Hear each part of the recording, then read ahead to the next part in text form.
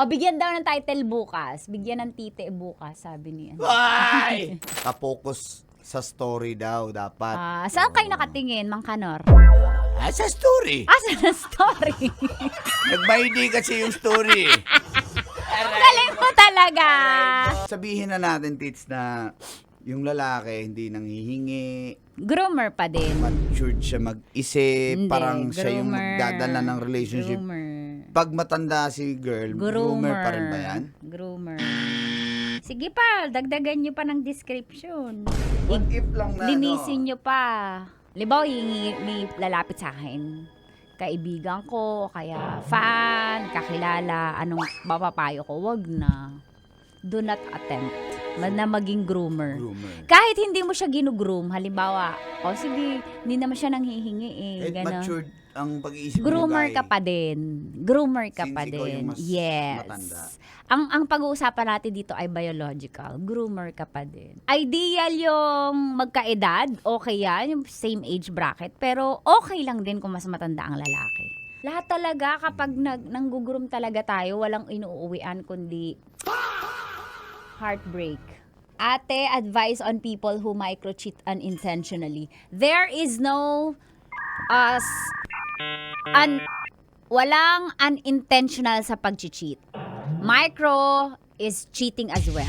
Katulad nga ng nasa pangalan, micro-cheating. So, andun pa rin yung word na cheating. It's not Cheating pa din. unintentional. Cheating is always intentional. Why? May choice kang hindi gawin yun pero ginawa mo pa rin. So, it is intentional. I don't believe in intentional. Unintentional cheating. Cheating is cheating. Micro.